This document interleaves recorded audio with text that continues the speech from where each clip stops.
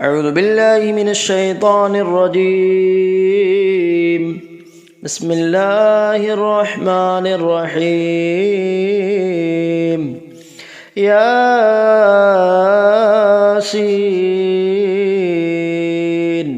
والقرآن الحكيم إنك لمن المرسلين على صراط مستقيم تنزيل العزيز الرحيم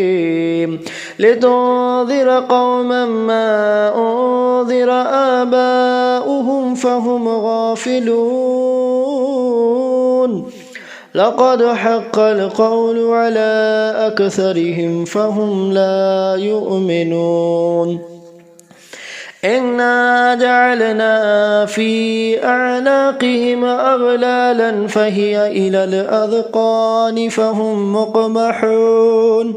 وجعلنا من بين أيديهم سدا ومن خلفهم سدا فأغشيناهم فهم لا يبصرون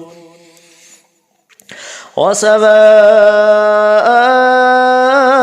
عليهم أنذرتهم أم لم تنذرهم لا يؤمنون إنما تنذر من اتبع الذكر وخشي الرحمن بالغيب فبشره بمغفرة وأجر كريم إنا نحن نحيي الموتى ونكتب ما قدموا وآثارهم وكل شيء أحصيناه في إمام مبين واضرب لهم مثلا أصحاب القرية إذ جاءها المرسلون إذ أرسلنا إليهم اثنين فكذبوهما فعززنا بثالث فقالوا إنا إليكم مرسلون قالوا ما أنتم إلا بشر مثلنا وما أنزل الرحمن من شيء إن أنتم إلا تكذبون قالوا ربنا يعلم إنا إليكم لمرسلون وما علينا إلا البلاغ المبين قالوا إنا تطيرنا بكم لئن لم تنتهوا لنرجمنكم وليمسنكم منا عذاب أليم قالوا طائركم معكم أن ذكرتم بل أنتم قوم مسرفون وجاء من أقصى المدينة رجل يسعى قال يا قوم اتبعوا المرسلين اتبعوا من لا يسألكم أجرا وهم مهتدون وما لي لا أعبد الذي فطرني وإليه ترجعون أتخذوا من دونه آلهة يردني الرحمن بضر لا تغني عني شفاعتهم شيئا ولا ينقذون إني إذا لفي ضلال مبين إني آمنت بربكم فاسمعون قيل ادخل الجنة قال يا ليت قومي يعلمون بما غفر لي ربي واجعلني من المكرمين وما أنزلنا على قومه من بعده من جود من السماء وما كنا منزلين إن كانت إلا صيحة واحدة فإذا هم خامدون يا حسرة على العباد ما يأتيهم من رسول إلا كانوا به يستهزئون ألم يروا كما أهلكنا قبلهم من القرون أنهم إليهم لا يرجعون وإن كل لما جميع لدينا محضرون وآية لهم الأرض الميتة وأحييناها وأخرجنا منها حبا فمنه يأكلون وجعلنا فيها جنات من نخيل وأعناب وفجرنا فيها من العيون ليأكلوا من ثمره وما عملته أيديهم فلا يشكرون سبحان الذي خلق الأزواج كلها مما تنبت الأرض ومن أنفسهم ومما لا يعلمون وآية لهم الليل نسلخ منه النهار فإذا هم مظلمون والشمس تجري لمستقر لها ذلك تقدير العزيز العليم والقمر قدرناه منازل حتى عاد كالعرجون القديم لا الشمس ينبغي لها أن تدرك القمر ولا الليل سابق النهار وكل في فلك يسبحون وآية لهم أنا حملنا ذريتهم في الفلك المشحون وخلقنا لهم من مثله ما يركبون وإن نشأ نغرقهم فلا صريخ لهم ولا هم ينقذون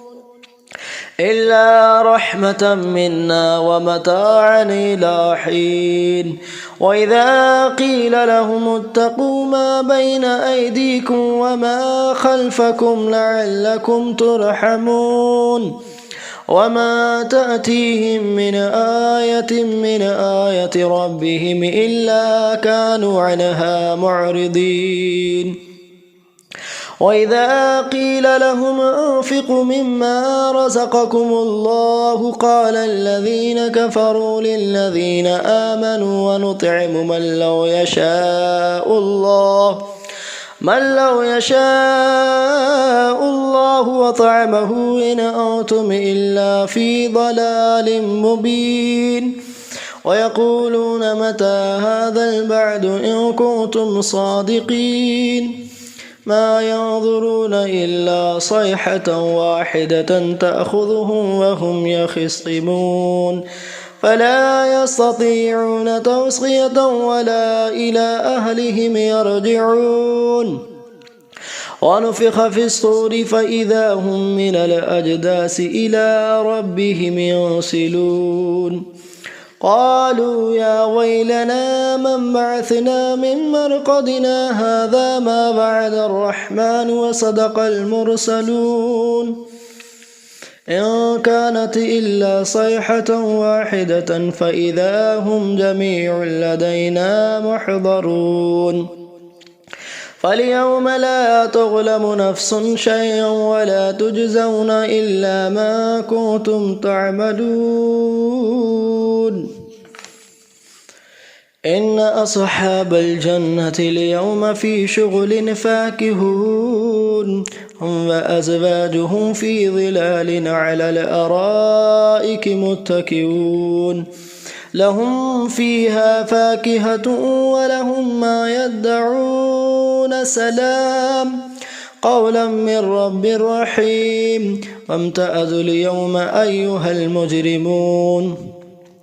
ألم نعهد إليكم يا بني آدم ألا تعبدوا الشيطان إنه لكم عدو مبين وأن اعبدوني هذا صراط مستقيم ولقد أضل منكم جبلا كثيرا أفلم تكونوا تعقلون هذه جهنم التي كنتم توعدون اصلوها اليوم بما كنتم تكفرون اليوم نختم على أفواههم وتكلمنا أيديهم وتشهد أرجلهم بما كانوا يكسبون ولو نشاء لطمسنا على أعينهم فاستبقوا الصراط فأنى يبصرون ولو نشاء لمسخناهم على مكانتهم فما استطاعوا مضيا ولا يرجعون ومن نعمره ننكسه في الخلق أفلا يعقلون وما علمناه الشعر وما ينبغي له إن هو إلا ذكر وقرآن مبين لينذر من كان حيا ويحق القول على الكافرين أولم يروا أنا خلقنا لهم مما عملت أيدينا أنعاما فهم لها مالكون وذللناها لهم فمنها ركوبهم ومنها يأكلون ولهم فيها منافع ومشارب أفلا يشكرون واتخذوا من دون الله آلهة لعلهم ينصرون لا يستطيعون نصرهم وهم لهم جند محضرون فلا يحزنك قولهم إنا نعلم ما يسرون وما يعلنون أولم ير الإنسان أنا خلقناه من نطفة فإذا هو خصيم مبين وضرب لنا مثلا ونسي خلقه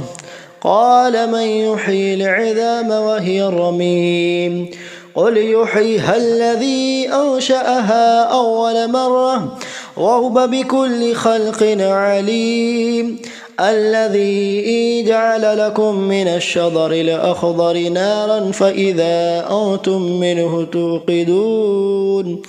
أوليس الذي خلق السماوات والأرض بقادر على أن يخلق مثلهم بلى وهو الخلاق العليم إنما أمره إذا أراد شيئا أن يقول له كن فيكون فسبحان الذي بيده ملكوت كل شيء وإليه ترجعون. سورة الرحمن. بسم الله الرحمن الرحيم. الرحمن علم القرآن خلق الإنسان علمه البيان الشمس والقمر بحسبان والنجم والشجر يسجدان والسماء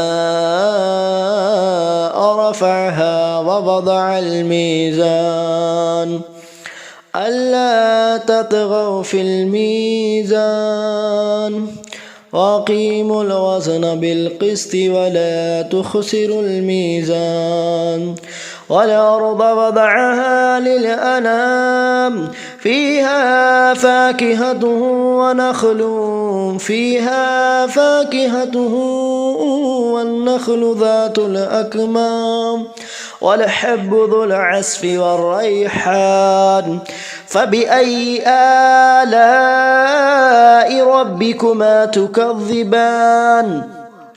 خلق الإنسان من صلصال كالفخار وخلق الجان من مارج من نار فبأي آلاء ربكما تكذبان رب المشرقين ورب المغربين فبأي آلاء ربكما تكذبان مرج البحرين يلتقيان بينهما برزخ لا يبغيان فبأي آلاء ربكما تكذبان يخرج منهما اللؤلؤ والمرجان فبأي آلاء ربكما تكذبان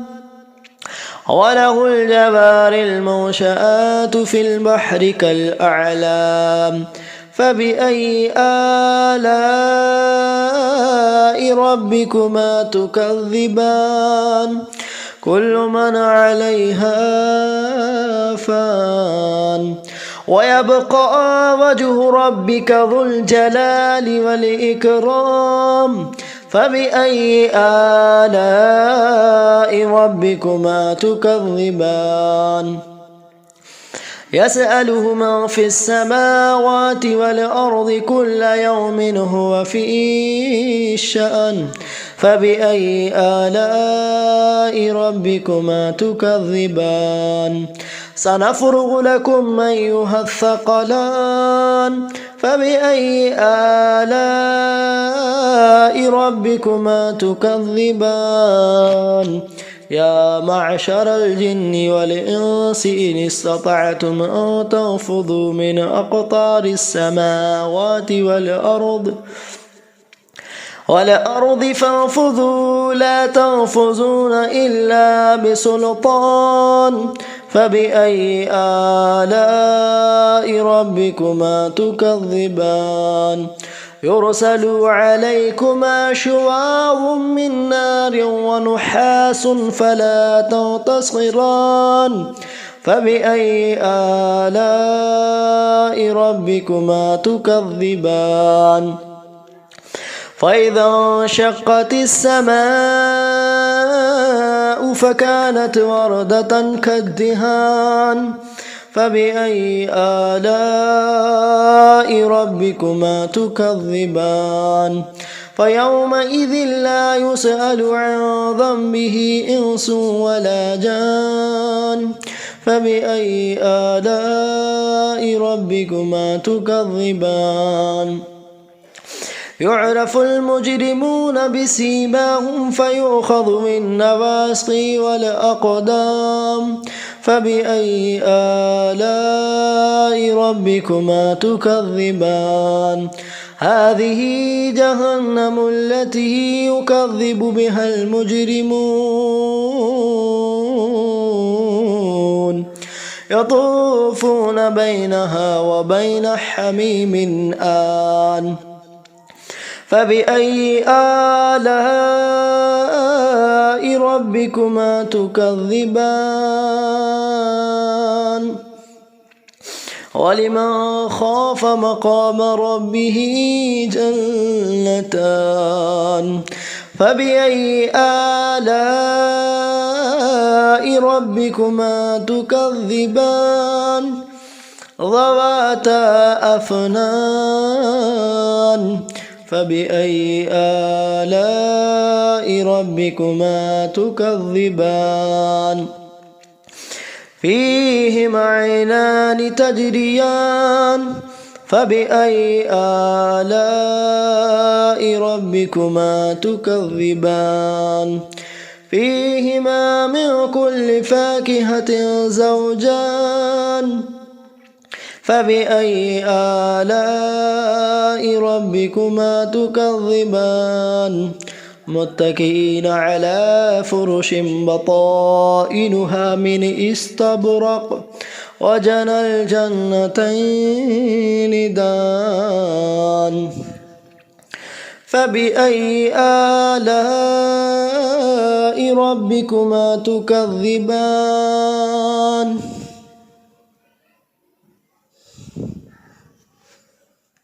فبأي آلاء ربكما تكذبان فيهن قاصرات الطرف لم يطمسهن إنس قبلهم ولا جان فبأي آلاء ربكما تكذبان كأنهن الياقوت والمرجان فبأي آلاء ربكما تكذبان هل جزاء الإحسان إلا الإحسان فبأي آلاء ربكما تكذبان ومن دونهما جنتان فبأي آلاء ربكما تكذبان مدهامتان فبأي آلاء ربكما تكذبان فيهما عينان نضختان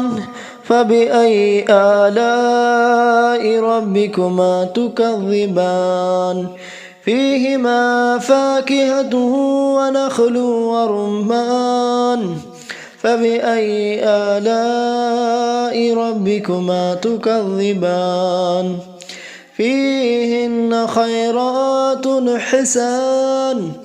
فبأي آلاء ربكما تكذبان